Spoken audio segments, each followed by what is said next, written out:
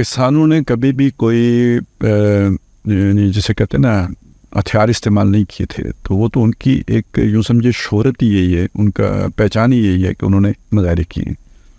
کشمیر میں جو ٹیررزم ہوا ہے نا، وہ جس وجہ سے بھی ہوا ہے، تو اب کشمیر کے اوپر ایک ٹیگ لگ گیا ہے اس چیز کا۔ اب آپ پرامن کوشش بھی کریں گے تو اس کو اسی کھاتے میں وہ ڈال دیں گے، اس میں کوئی شک نہیں ہے، اس میں کوئی شک نہیں ہے کہ وہ والی کارروائی کرنے کے بجائے اگر یہ اس طرح پرامن طریقے سے جمہوری جو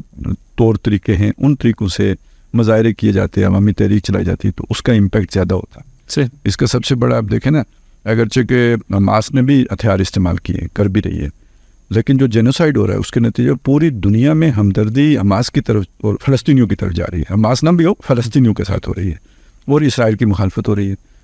تو جس طرح انڈین ظلم کر رہے ہیں یہاں، اگر یہاں پہ اس کا وہ جواز نہ ہوتا کہ جی 4 فوجی مارے گئے، 5 فوجی مارے گئے، یہ ہو گیا وہ ہو گیا، تو ہم تو ٹیررسٹ کے خلاف کارروائی کر رہے ہیں، وہ جواز نہ ہوتا، عوامی تحریک ہوتی، تو ابھی تک بہت بڑا امپیکٹ کریٹ ہو چکا ہوتا ہے۔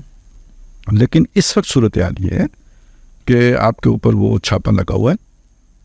اور وہ ڈھونڈ کے جو بندہ آزادی کی سوچ بھی رکھتا ہے اس کو اٹھا کے لے جاتے ہیں، اس کے پورے خاندان کو غائب کر دیتے ہیں۔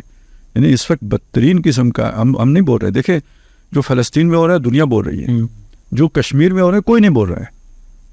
کیونکہ اس کو آگے ہمیشہ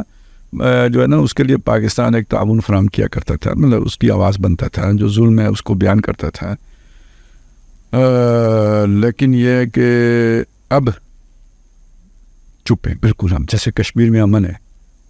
یہ بات ہے نا مطلب جی۔ تو یہ ایک انڈیا کی تمام کارروائیوں کے ساتھ خاموش تعاون ہے جو ہم کر رہے ہیں۔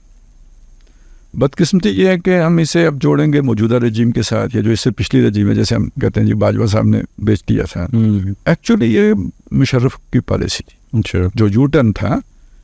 اس یو ٹرن کے اب الیاس کشمیری کیوں وہ ہوا تھا، باغی ہو گیا تھا،